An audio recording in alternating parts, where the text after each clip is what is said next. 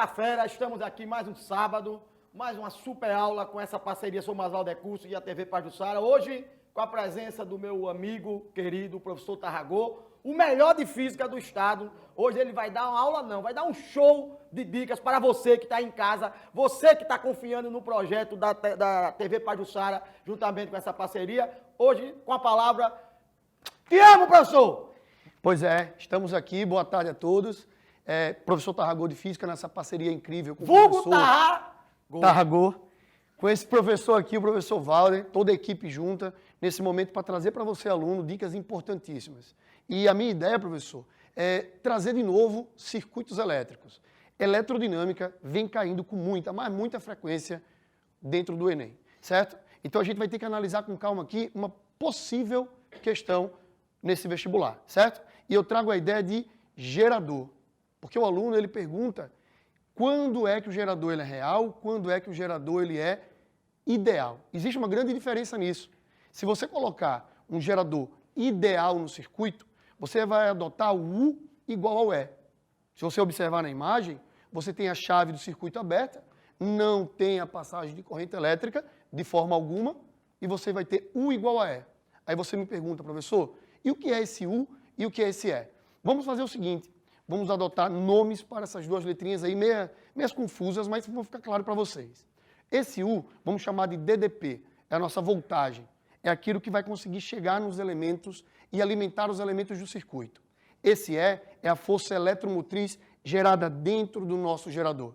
Então, a primeira dica, saber diferenciar o que é um gerador real de um gerador ideal. Um gerador ideal não tem resistência interna, ele não esquenta. Pois o gerador real, além dele alimentar o circuito, ele também esquenta, dissipando energia. Então, primeira ideia, diferenciar gerador real de gerador ideal. Mas voltando para a ideia da chave do nosso circuito. Professor, o que é essa chave do circuito? É o nosso interruptor de ligar e desligar um circuito. Com a chave aberta, o nosso circuito está desligado. Não funciona, não tem a presença da passagem da corrente elétrica. Ele não está em regime estacionário. Professor, rapidinho. Fica à vontade. Estou vendo a presença do voltímetro ali. Sim, sim. O voltímetro, tá certo? Como o próprio nome diz, ele vai medir a voltagem do circuito interno. Né? Tanto que aqui, se você observar, os alunos, os feras que estão aí em casa, aqui você tem, puxando um pouquinho para a química, você tem aqui uma pilha, uma eletrólise. Uma eletrólise. Né, que sou muito sabe. Se a gente quisesse medir a corrente em um ramo do circuito, exatamente, qual seria a resposta do aluno no Enem? Perfeita pergunta, e a ideia é o seguinte, temos que trabalhar com instrumentos que medem, na prática, a presença da voltagem e da corrente. Se você observar ali o nosso voltímetro, associado em paralelo, anote isso aí, importante, o voltímetro precisa estar associado em paralelo, para medir a voltagem, porque a voltagem é a mesma para todos os ramos quando eles estão associados em paralelo. Já o amperímetro, professor, ele está associado sempre em série. Se eu quiser medir a corrente elétrica de cada um dos ramos do meu circuito, eu boto um amperímetro em série. Agora eu quero dar duas dicas importantes para você anotar. Primeiro, o voltímetro precisa ter resistência elétrica infinitamente grande, para que por ele não passe corrente elétrica, porque a função dele é medir a voltagem.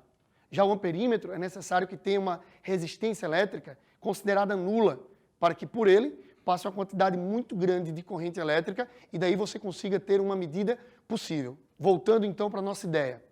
Nossa chave no circuito, ela permite ou não a passagem da corrente elétrica. Outro elemento importante aqui, outros dois elementos importantes, são os resistores externos e o resistor interno. Função de um resistor. Aí você pergunta, está lá na questão teórica do Enem, a função de um resistor.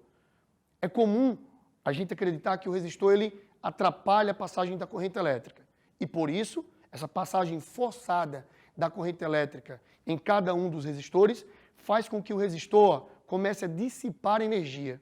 Pois é, a função do resistor é dissipar energia na forma de calor, ok? Então, falamos dos resistores, falamos do resistor interno de um gerador, que tem a função de dissipar energia, mas a grande questão é, professor, esse gerador aqui ilustrado, ele consegue fornecer toda a voltagem que ele gera para os elementos do circuito?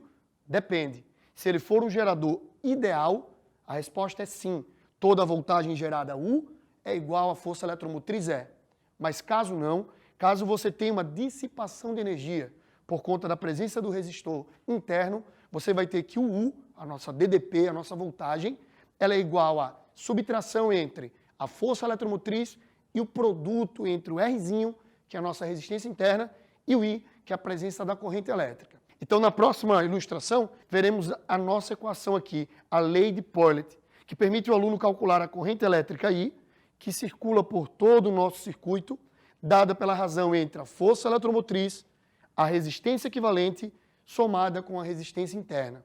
Aí você me pergunta, fera, como calcular a resistência equivalente em um circuito com geradores e resistores? A dica é o seguinte: resistores associados em série, aquela associação onde a corrente elétrica é a mesma para todos, você vai somar cada um desses resistores, cada um dessas resistências. Agora, se o circuito tiver uma associação em paralelo, onde a corrente elétrica chega no circuito e se divide, você terá que usar o produto pela soma de cada um dos resistores. Mas, com essa equação aqui, dada pela lei de Paulet, você consegue medir a tão desejada corrente elétrica no circuito. Para isso, professor Valder, trouxe um exemplo. Vamos verificar aqui através de um cálculo como calcular a corrente elétrica no nosso circuito. Bom, naquela ilustração, vamos adotar que a força eletromotriz, que é a força gerada dentro da nossa pilha, dentro do nosso gerador, seja de 50 volts. E cada um dos resistores externos tem a resistência de 2 ohms. E o resistor interno tem uma resistência também de 2 ohms. São valores adotados, valores aleatórios, porém, utilizando a equação dada pela lei de Paulet, observe na imagem anterior que os resistores externos estão associados em série. No nosso circuito aqui, com o gerador, temos 2 elementos resistivos externos e estão associados em série.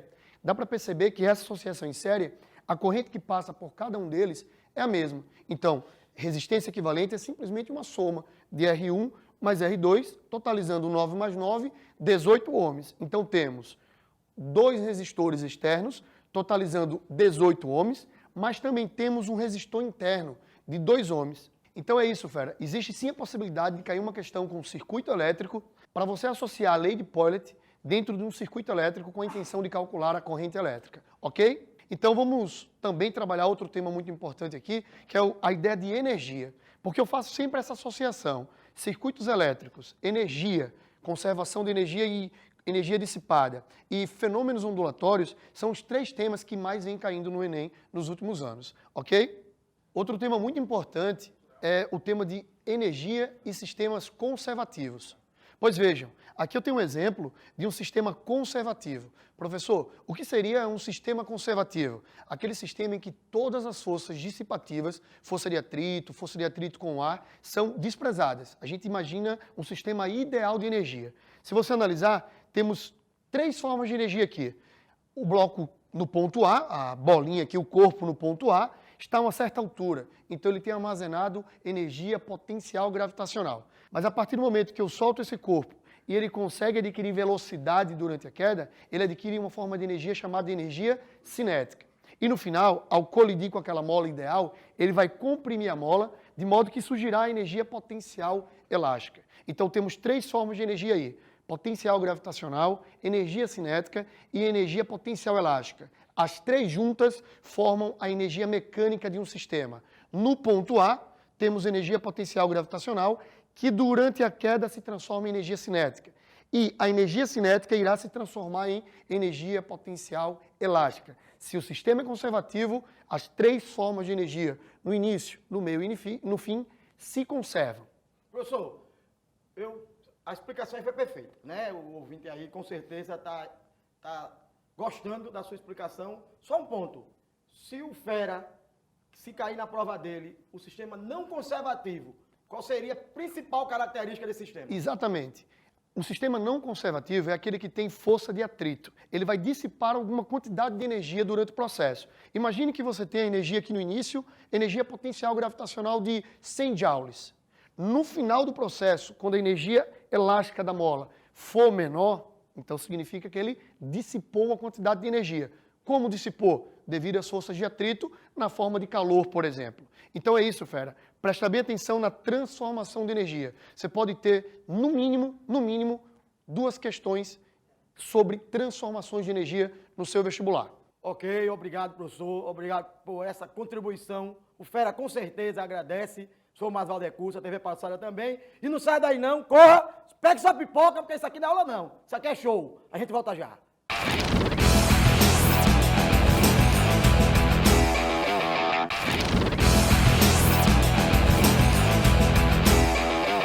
Olá, Fera, voltando agora para o nosso programa Fera 2019, aqui na TV Pajuçara, em parceria com o Sou Mais Valdecurso. Agora, a nossa rainha, a nossa Camila! Muito obrigada, professor Valder. Tudo bem, galera? Chama mesmo essa vizinha invejosa que hoje ela vai aprender redação, tá? A gente vai tentar trazer aqui tanto a parte de estrutura quanto de temas prováveis a cair nessa prova. E eu tenho certeza que você vai levar sua redação pronta para esta prova.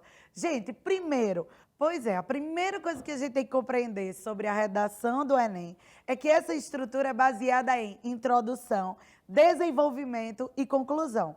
O que tem que aparecer na sua introdução? Sobretudo, a apresentação do tema e do seu ponto de vista. Gente, muito cuidado para não começar essa redação dizendo ao seu corretor coisas óbvias. Tudo isso o seu corretor já sabe. Então, se você espera uma nota 1000, que é um diferencial, o seu texto também precisa ser um diferencial. Outra dica importante é: preste atenção quando você for colocar a sua tese, o seu ponto de vista. Geralmente ele vai aparecer entre o segundo período e o terceiro período. Aí eu tenho certeza que você agora está perguntando assim, mas o que será período? Gente, período é aquele famoso ponto continuando.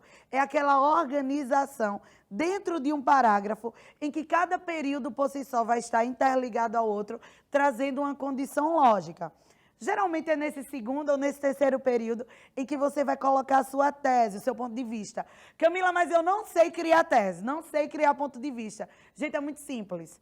Pense da seguinte forma: é importante defender que, deve-se acreditar então, pode-se colocar assim. São frases que, caso o seu corretor venha a ler, logo na sua introdução, ele compreende que exatamente ali você apresentou o seu ponto de vista. Quando você chegar lá na conclusão, como você sabe que vai solucionar, já que você apresentou 2 problemas distintos, você vai ter a habilidade de mostrar ao seu corretor também 2 agentes de solução diferenciados. Então, entenda aqui. O início do seu texto é muito determinado pelos 2 problemas que você apresenta logo nessa introdução. Eu tenho um macetezinho para dar, mas eu vou falar bem baixinho. Ei, pegue caneta, pegue papel, que isso agora é importantíssimo. Lembre-se que quando você for colocar esses problemas, determine em áreas distintas. Por exemplo, se o primeiro problema que você vai dar é social, dê um segundo problema na parte de estrutura, infraestrutura. Então, perceba aqui, quando eu coloco problemas distintos na introdução, na minha conclusão, eu consigo trazer um show de agentes de soluções prováveis. Desenvolvimento. Camila, vou fazer o quê? Vou repetir tudo que eu já falei de jeito nenhum. Existe uma competência chamada mecanismo linguístico. Se você repetir muito, o seu corretor ele vai perceber que você é fraco, tanto de vocabulário quanto de ideia. Então, o ideal é, cada parágrafo do seu texto, determine uma ideia matriz, aquela que você vai trazer como base para o que você vai discorrer nessa redação, tá certo? E quanto à conclusão, macetezinho básico. Muito cuidado para não repetir, por exemplo, ministérios no uso de solução.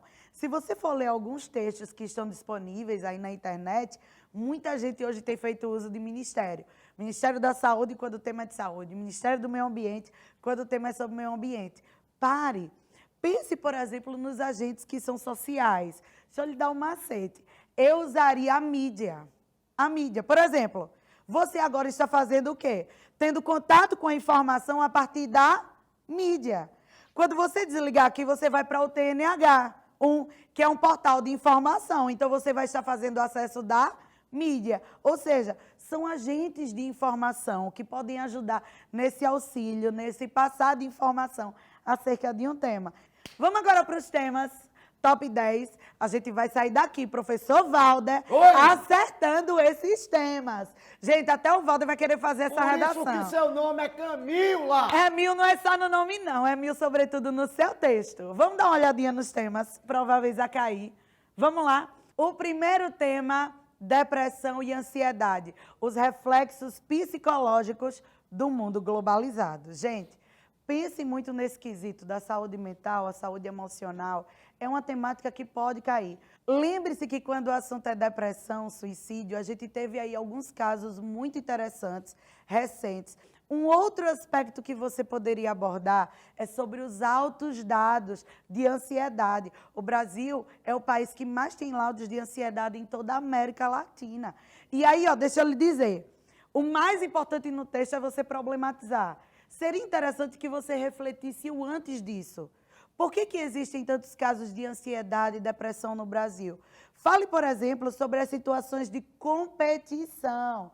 Gente, a gente vive casos de competição, cobrança, padrões que são colocados na sociedade que exigem que você esteja encaixado dentro de um perfil. Isso vai fazer com que essas relações de cobrança, isso vai fazer com que esse indivíduo acabe desencadeando sérios dilemas. Quer um agente de solução para esse tema? OPAS, Organização Pan-Americana da Saúde. Ela tem encabeçado muitas campanhas que podem ajudar no combate e na compreensão acerca de depressão e ansiedade. O próximo tema que a gente vai ver, joga aí na tela. A sociedade, como a sociedade pode combater os desastres ambientais e desenvolver a preservação. Lembre-se que essa temática, especificamente, essa temática ambiental, ela se dá justamente por conta de dois fatos que nós tivemos aqui no Brasil. Fatos infelizes, tá, gente? O caso que houve em Brumadinho e Mariana. Aquela barragem que se rompeu e que acabou gerando impactos não só ambientais, como também sociais. Então, essa temática, é impossível que você fale sobre ela sem falar sobre esses aspectos, tá?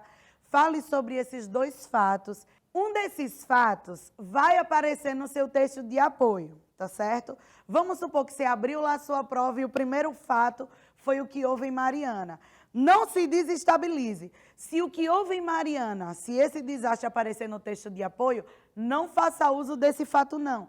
Tem um outro que você poderia utilizar, que é o de Brumadinho. Fale sobre essa dificuldade de auxílio à população, mas que isso ocorreu, sobretudo, por uma falta de consciência social e das empresas acerca do valor que é pertinente ao meio ambiente. Camila, agente de solução para tema ambiental, IMA, Instituto do Meio Ambiente. Gente, essa história de estar usando o Ministério Público para tudo, muito cuidado. Ministério Público é um agente de solução que tem o poder investigativo e fiscalizador. Se você não for colocar nessas duas esferas, é melhor que você procure agentes de solução específicos. Vamos para o próximo tema? Próximo tema na tela. Leitura e alfabetização. Os caminhos para garantir um futuro. Gente, um segredo para vocês, aquele famoso pulo do gato. Esse tema de leitura, ele só caiu no Enem uma vez. Então, talvez, este tema seria uma grande aposta para repetir, para reincidir no tema do Enem, tá certo? Lembre-se que quando a gente fala de leitura e alfabetização, a gente fala de um engajamento. Engajamento de duas partes. Lembre de colocar isso na redação. Leitura e engajamento exige um papel, uma posição, tanto do governo quanto da própria sociedade. Camila, o agente de solução, Secretaria da Educação. Se você trouxesse isso na conclusão, dizendo que a Secretaria da Educação poderia expandir, implantar postos de acesso à leitura, à alfabetização dentro de comunidades carentes, seria muito interessante e o seu corretor ficaria bem surpreso. Próximo tema, a importância da preservação dos patrimônios históricos e culturais e os símbolos nacionais. Esse tema é muito caro para cair este ano. Eu estava comentando com os meus alunos, se este tema não cair este ano, ele não cai mais em ano nenhum. Gente, pensou em patrimônio histórico e cultural, pensou em símbolos nacionais, pense sobre a Revolução Francesa. Foi a Revolução Francesa que inicialmente resolveu refutar esse esquecimento ao passado, essa característica que a população tinha de buscar tanto o avanço e esquecer aquilo que lembrava o passado. Então, ó, uma coisa que você poderia colocar nesse tema é falar sobre a Revolução Francesa. Foi ela que inicialmente conseguiu lutar, estabelecer essa refutação ao esquecimento do passado. Camila, e a gente de solução para este tema? Você não vai poder sair desse programa dizendo que não tinha gente de solução para colocar nessa redação. Só vai repetir se você quiser. Gente, o melhor para você trazer aqui é o IFAM, Instituto do Patrimônio Histórico e Artístico Nacional. Seria um grande agente de solução para você trazer nesse tema. Vamos para o próximo tema, correu? A violência nas escolas e o bullying como apontamentos à realidade de intolerâncias. Galera, esse tema é um tema muito reflexivo, certo? Lembre do que aconteceu na escola lá em Suzano. Aquele rapaz que entrou deflagrando tiros contra os alunos e muito disso estava relacionado a um histórico dele, de insatisfação, ao contexto social. Então, essa é uma temática muito interessante a cair, violência nas escolas. Então, a violência nas escolas, ela tanto pode ser influenciada pelas relações externas, tá certo? Se o contexto externo é de violência, certamente, dentro da escola, existirá violência introjetada nesse processo, mas também fala sobre esse processo de relação. Falou em relações sociais, tem que pensar em um carinha importantíssimo, Zygmunt Bauman, um sociólogo polonês. Zygmunt Bauman, ele dizia que a gente vive essa liquidez, essa fragilidade nas relações. Beleza, gente?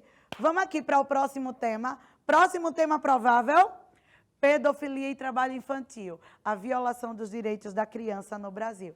Querido, pensou em criança, tem que pensar em Estatuto da Criança e do Adolescente, o ECA.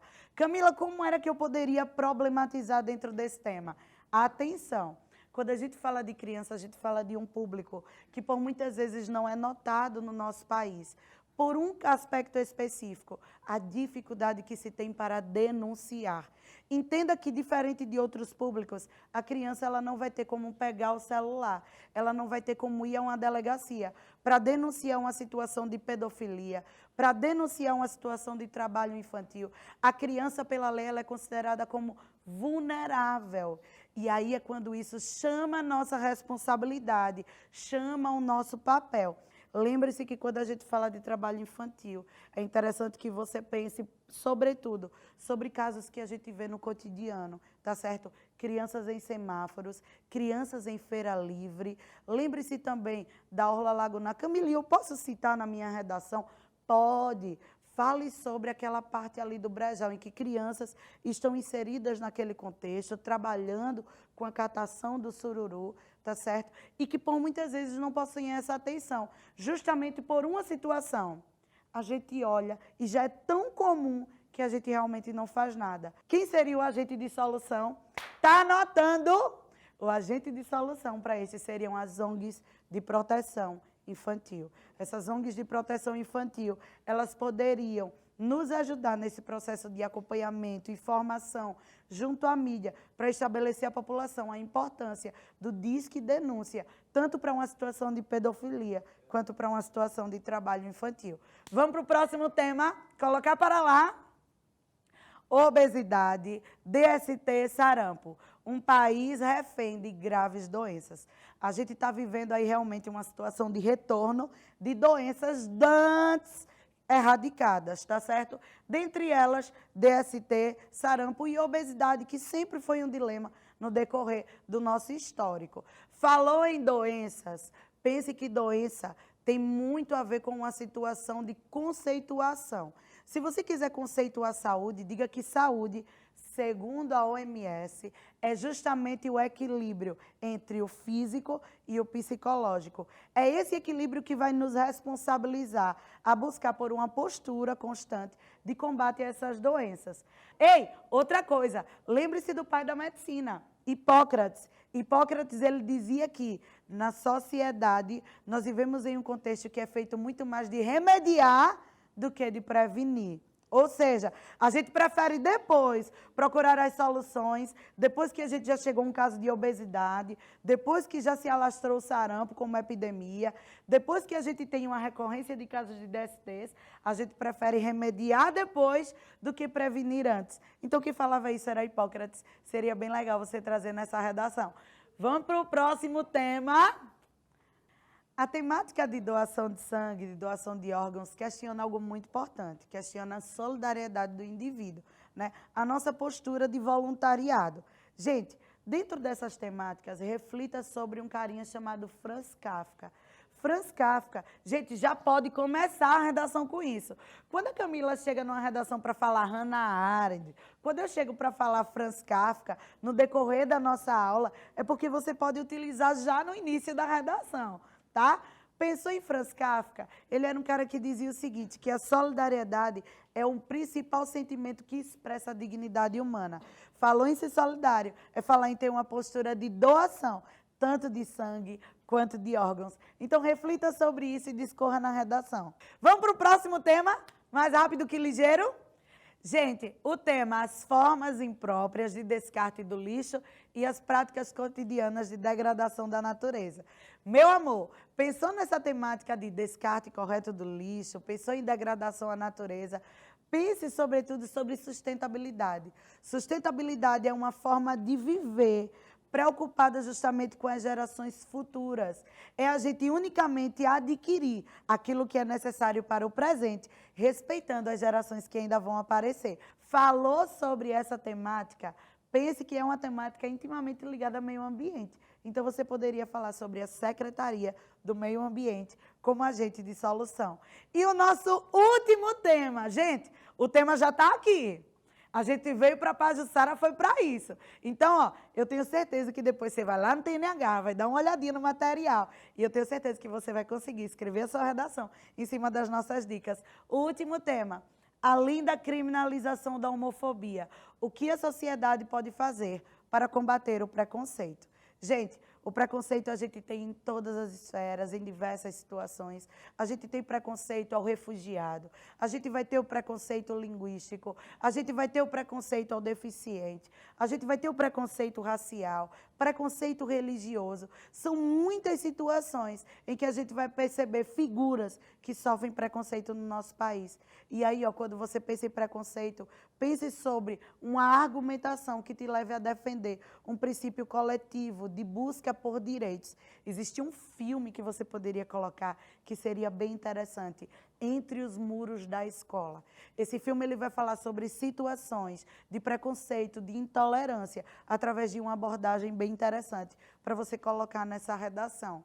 A criminalização da homofobia não é o único caminho para garantir a quebra do preconceito social. E se você disser isso dentro do seu texto, você vai conquistar o seu corretor para uma visão acerca do coletivo e dos direitos que são de todos. Já que a Constituição diz, e você pode colocar isso na sua redação, que todos são iguais perante a lei! Muito bem, professor. E detentores dos mesmos direitos. Então, independente se refugiado, deficiente, mulher, índio, independente, todos são detentores do mesmo direito. Todos precisam de respeito, igualdade e liberdade no eixo social. Espero ter ajudado nessas temáticas. Espero ter ajudado também na estrutura da sua redação. Eu tenho certeza que se você for diante dessas dicas, o seu texto não vai ter outra nota a não ser 1000! Dica 1000 lá! Muito bem! Você que está chegando agora, você que assistiu e quer rever a aula, vá lá no site TNH1, assista a aula dela, de todos os outros professores, quantas vezes quiser. Estamos chegando mais um fim do nosso FEA 2019. Até a próxima. Tchau!